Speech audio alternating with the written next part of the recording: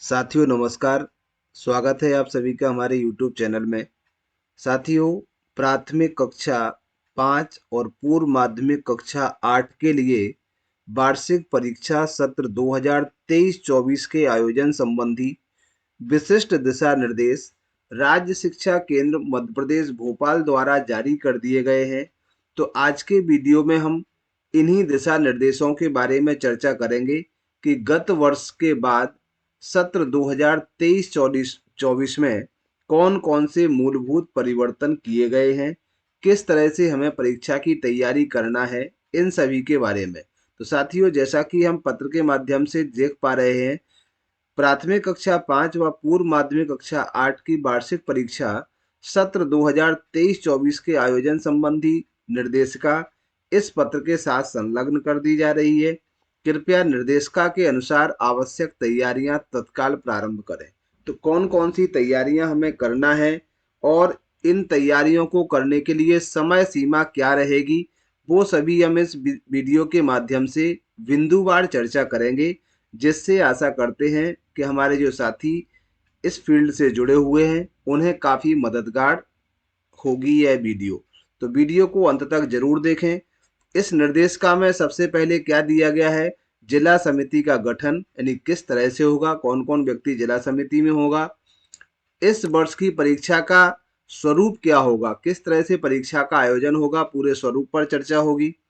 परीक्षा संचालन के लिए विभिन्न चरणों की व्यवस्था के लिए किसका क्या उत्तरदायित्व है और उत्तरदायित्व और सीमा जो रहेगी उसके ऊपर चर्चा करेंगे।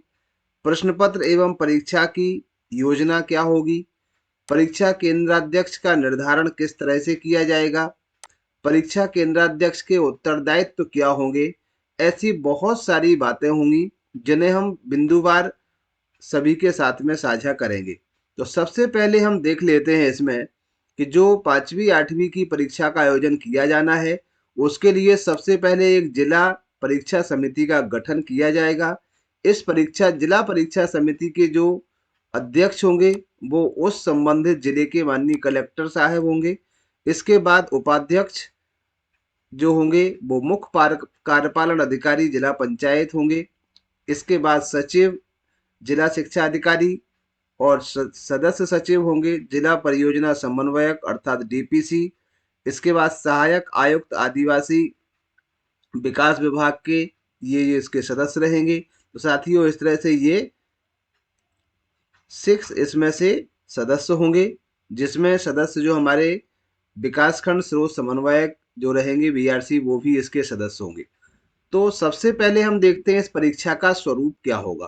पहली बात आती है हमारी कि इस परीक्षा का स्वरूप क्या होगा। इस परीक्षा के स्वरूप के बारे में हम चर्चा करते हैं कि 2023-24 की परीक्षा का मेन स्वरूप क्या होगा। तो अकादमिक सत्र 2023-24 के लिए प्रदेश के सभी शासकीय एवं मान्यता प्राप्त अशासकीय व अनुदान प्राप्त शालाओं, ऐसी शालाएं जिनमें डाइस्कोड जिनके प्राप्त हो चुके हैं, उन सभी के लिए परीक्षा का आयोजन किया जाएगा। जिनके लिए डाइस्कोड प्राप्त नहीं हुए हैं उनकी परीक्षा इसके अंतर्गत नहीं की जाएगी। दूसरी इसकी मुख्य बात है, 5वीं 8वीं के जो स्वाध्यायी परीक्षार्थी हैं उनका आयोजन विगत वर्षों की भांति मध्य प्रदेश राज्य मुक्त स्कूल शिक्षा बोर्ड के द्वारा ही किया जाएगा। उसका आयोजन भी इस परीक्षा के माध्यम से नहीं होगा। ऐसा जैसे कि कुछ विद्यालय ऐसे हैं जो सीबीएसई से मान्यता प्राप्त है या संस्कृत बोर्ड से मान्यता प्राप्त है या अन्य किसी बोर्ड से, यानी स्टेट बोर्ड के अलावा किसी दूसरे बोर्ड से उन्होंने यदि मान्यता ली है, तब उनका भी आयोजन अलग स्वतंत्र इकाई के रूप में होगा। इसके पश्चात हम देखते हैं कि परीक्षा के आयोजन हेतु जो छात्रों का पंजीयन है, सत्यापन, शाला की मैपिंग, परीक्षा केंद्र और केंद्राध्यक्ष का निर्धारण, मूल्यांकन केंद्र और मूल्यांकन केंद्राध्यक्ष का निर्धारण, परीक्षा फल निर्धारण, प्रगति पत्रक जनरेट करना, ये सभी प्रक्रियाएं राज्य शिक्षा केंद्र के द्वारा विकसित आईटी सेल जो प्लेटफॉर्म है इनका rsk.mp, इसके माध्यम से ही किया जाएगा। ये मेन प्लेटफॉर्म है जिससे हम रजिस्ट्रेशन वगैरह करते हैं। अब इसके बाद जो मुख्य बिंदु आ जाता है हमारा कि इसकी जो परीक्षा है उस परीक्षा की तैयारी हम किस तरह से, परीक्षा संचालन के लिए विभिन्न चरणों की व्यवस्था और उत्तरदायित्व और उनकी समय सीमा, ये क्या होगी, ये बहुत महत्वपूर्ण बात है। जहां किसी को कोई संशय हो, समझ में ना आए, तो वीडियो में आप कमेंट बॉक्स के माध्यम से हमें बता सकते हैं। हर संभव प्रयास आप सभी की समस्या के समाधान के लिए किया जाएगा। तो सबसे पहली बात आ जाती है इसमें छात्रों के पंजीयन की। अभी तक चूंकि छात्रों के पंजीयन की प्रक्रिया आरएसके पोर्टल पर आरंभ नहीं की गई है, लेकिन जैसे ही आरंभ होती है हम वीडियो के माध्यम से भी आपको अवगत करा देंगे। तो इसीलिए आपसे अनुरोध है कि यदि आपने अभी तक चैनल को सब्सक्राइब नहीं किया है तो प्लीज चैनल को सब्सक्राइब कर लें, और यदि आप सब्सक्राइब करने के बाद बेल आइकन को क्लिक करें, जिससे कि सबसे पहले वीडियो का नोटिफिकेशन आपको मिल सके। तो चलिए, छात्रों के पंजीयन की जैसी बात है, तो इस बार अभी जो यूडाइस में आपने अपडेशन किया है, यूडाइस का अपडेशन बहुत ही सावधानी पूर्वक करें, क्योंकि इस बार का जो डाटा है सत्यापन के लिए यूडाइस से ही फैच किया जाएगा, यूडाइस से ही लिया जाएगा। तो साला के यूडाइस के अंतर्गत जितने भी छात्र दर्ज हैं, उनकी पोर्टल पर जो प्रदर्शित होगी जानकारी, उनका मिलान आवश्यक रूप से कर लें। इन सभी के मिलान करने का जो उत्तरदायित्व है वो संबंधित शाला प्रभारी का होगा, और यह कार्य हमें 15 फरवरी 2024 तक करना है। इसके बाद इसकी जो फीस है, कक्षा 5 के लिए 50 रुपए प्रति छात्र रहेगी और 8 के लिए 100 रुपए प्रति छात्र रहेगी। इस फीस को हमें अलग से किसी भी प्रकार से बच्चों से नहीं लेना है। इसका भुगतान स्कूल को अपने जो ऑनलाइन का पेमेंट गेटवे प्रक्रिया है उसके माध्यम से ही किया जाएगा। पंजीयन के दौरान पोर्टल पर प्रदर्शित होने वाली छात्रों की जो प्रोफाइल है, उसमें हम कहाँ कहाँ संशोधन कर सकते हैं। सबसे पहला है क्या क्या चीज हमें मिलाना है सत्यापन के समय। तो सबसे पहले छात्र का नाम देखें, छात्र के नाम में कोई स्पेलिंग मिस्टेक ना हो, समग्र आईडी छात्र की सही हो, उसकी डेट ऑफ बर्थ, जेंडर और श्रेणी, एससी, एसटी, ओबीसी और जनरल जो कैटेगरी है, इस कैटेगरी को हमें भली भांति देख लेना है। साथियों, इस कैटेगरी में संशोधन आप नहीं कर पाएंगे, इसीलिए यदि किसी छात्र की एससी, एसटी, ओबीसी या जनरल जो कैटेगरी है उसमें कहीं कोई मिस्टेक आती है तो इसे हम पहले समग्र पोर्टल में सही करा लें, जिससे कि ये सत्यापन करते समय आपको परेशानी ना हो। इसके बाद माता पिता का नाम, मोबाइल नंबर, शाला में का नाम, कक्षा, माध्यम, और यदि कोई दिव्यांग छात्र है तो उसकी दिव्यांगता की पुष्टि के लिए जो ऑप्शन है उनको सही से पढ़ लें। सत्यापन की प्रक्रिया के पश्चात जो त्रुटिपूर्ण जानकारी है उसे हम सुधार सकते हैं। केवल श्रेणी में सुधार नहीं होगा, श्रेणी में सुधार करने के लिए हमें सबसे पहले समग्र आईडी में सुधार कराना होगा। इसके बाद आगे हम देखते हैं कि जो पंजीयन है, छात्र के पंजीयन करने के दौरान जो भाषा चयन आपने किया है उसी माध्यम में आपके छात्र को एग्जाम देना होगा। ये सभी कार्य हमें 15 फरवरी तक करना है। इसके बाद कुछ छात्र ऐसे होंगे जिनका नाम आपके विद्यालय में दर्ज नहीं है लेकिन वो यूडाइस पोर्टल पर दिख रहे हैं, तो उन्हें आप यहाँ से अनमैप भी कर सकते हैं। और कुछ छात्र ऐसे हैं जो आपके किसी भी कारण से यूडाइस पोर्टल पर नहीं है, उन्हें आप सूची में जोड़ सकते हैं। जिन छात्रों का समग्र पोर्टल पर पंजीयन नहीं हुआ है उनका पंजीयन समग्र पोर्टल पर अवश्य करा लें। परीक्षा हेतु पात्र कोई भी छात्र परीक्षा में सम्मिलित होने से वंचित न रह जाए, इसका उत्तरदायित्व संबंधित प्रधान अध्यापक का ही रहेगा। इसके बाद बारी आती है हमारी अर्धवार्षिक मूल्यांकन की। साथियों, तो जो अर्धवार्षिक मूल्यांकन अभी हुआ है उसके अंकों की प्रविष्टि भी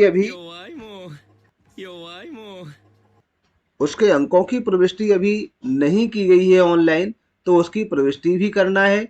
ये प्रविष्टि आपकी 15 फरवरी के बाद जब रजिस्ट्रेशन हो जाएगा उसके पश्चात, रजिस्ट्रेशन के बाद ही प्रविष्टि होगी।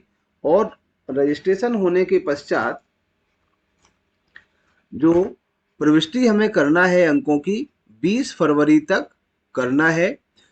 इसमें ध्यान रखें कि जो अर्धवार्षिक के अंकों का अधिभार है 20% ही इसमें लिया जाएगा, या जो भी परसेंट राज्य शिक्षा केंद्र निर्धारित करता है उसके अनुसार लिया जाएगा।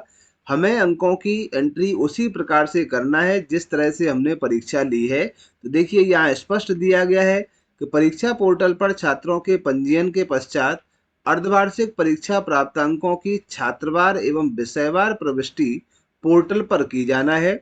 शाला द्वारा पोर्टल पर छात्र के मूल प्राप्तांक दर्ज किया जाए। जो भी छात्रों ने अंक प्राप्त किए हैं वो प्राप्तांक उसमें दर्ज करना है। अधिभार की गणना पोर्टल ऑटोमेटिक इसको कर लेगा। तो हमें केवल अंकों की प्रविष्टि करना है।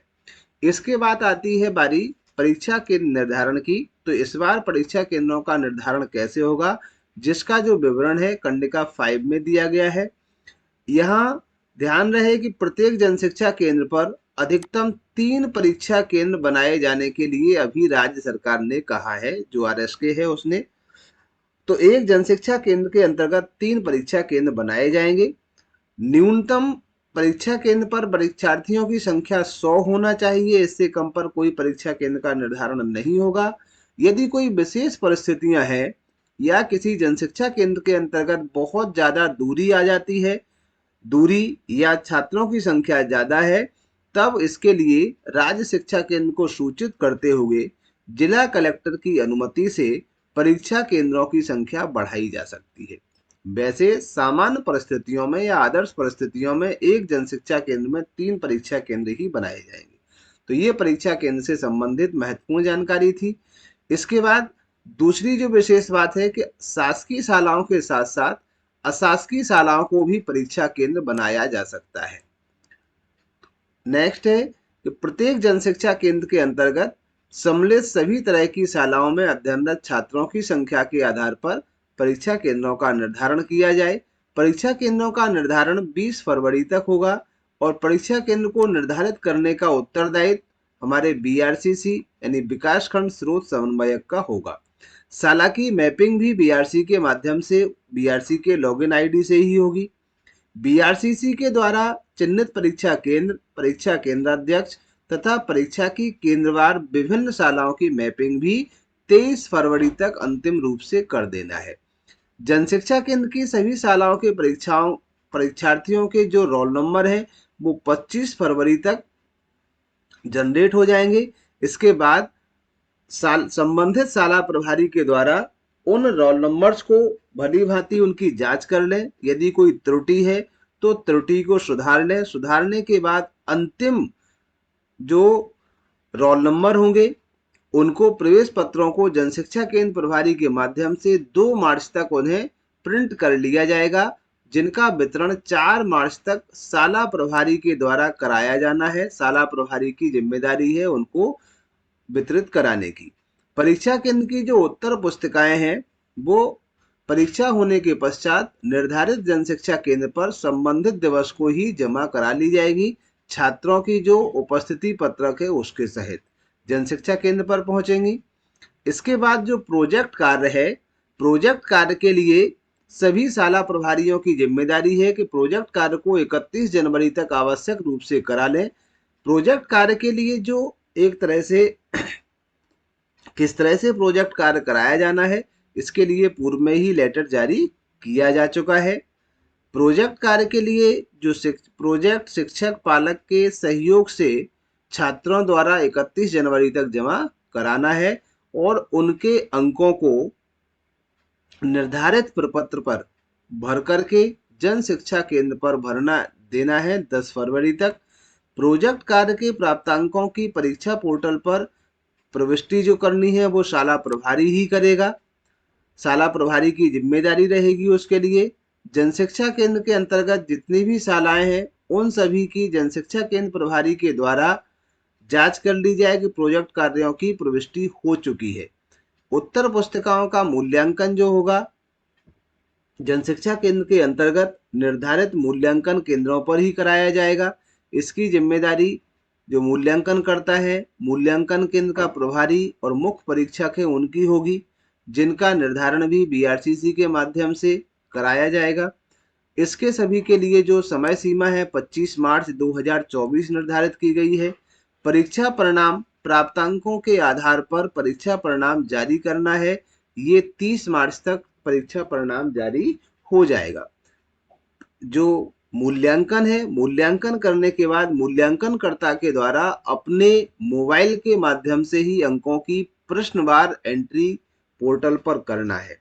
तो साथियों, ये थी कुछ महत्वपूर्ण जानकारी कक्षा 5 और 8 के वार्षिक मूल्यांकन से संबंधित। आगे परीक्षा जो है प्रश्न पत्र कैसे होंगे, किस टाइप से हमें प्रश्न पत्र मिलेंगे, प्रश्न पत्र मिलने की प्रक्रिया और परीक्षा के संचालन की प्रक्रिया क्या होगी, इसे हम देखते हैं नेक्स्ट वीडियो के साथ। जब तक के लिए आप जुड़े रहें हमारे चैनल से। थैंक यू, धन्यवाद, जय हिंद।